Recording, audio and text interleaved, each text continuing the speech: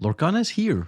Well, almost that is. So I'm here to give you a quick overview of the current prices before the official launch, so we can later compare the value once Disney Lorcana hits the store shelves and everybody can get their hands on some product. This video will only cover the rare cards. So let's get right into it. Number 10 spot goes to Lantern. I don't know much about this card.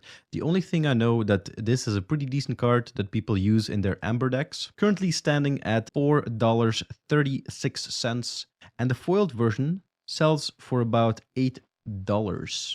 Next up, Hans Scheming Prince. Look at him. Look at his face. Look at him scheming. A 4-drop, 3/3.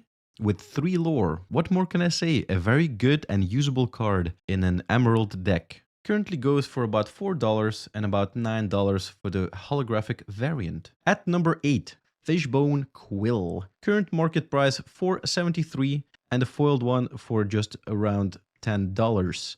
Very good item when combined with Bell, strange but special, especially if you're playing a deck that is focused on ink. Number 7, Grab Your Swords. Or more like, grab your wallets, because this card is getting expensive. $17.50 currently for the foil variant, and just about $5 for the regular version of it. I can see this card spiking even more, because very useful if you can combine it with Tinkerbell the Giant Fairy for a decent 3 damage to each opposing character. If you're playing a steel deck, that is a very, very solid choice, in my opinion. Number 6 goes to the iconic song that everybody appreciates and hasn't heard a million times, Let It Go. Currently standing at about $6 for the regular version and just about $11 for the holographic variant. Number 5, with a 5 cost and a 5 defense, is Maui, Hero to All. Currently standing at about $10 and $17 for the foil variant of it. I personally use it in my own deck, mainly because I'm still experimenting with decks. A very decent card if you want to clear a couple of characters off the board that have high defense.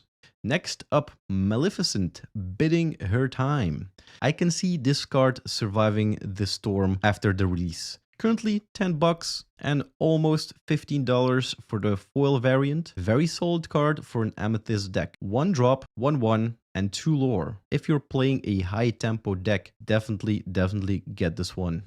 Number 3, Cusco. Very solid pick. Very annoying card to deal with. 3 lore, being a ward. And when this character is challenged and banished, you may banish the challenging character. Very, very annoying to deal with. I mean, it's Cusco after all. Currently $10 and $16 for the foil variant. I think this card will stabilize because a couple of decks are still using it, myself included.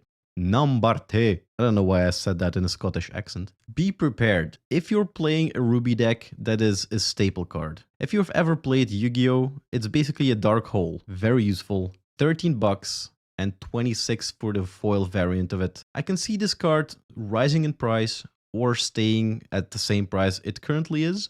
I mean, it's a very good card. People are going to want to play it. People are going to want to collect it. It's that simple. And finally, we have arrived at the number 1, Lilo, Making a Wish. I think this card speaks for itself. It's a 1-drop, 1/1, 2 lore, Amber deck. Very useful, very cheap card, very good in early game. Currently $15 and almost $30 for the foil variant.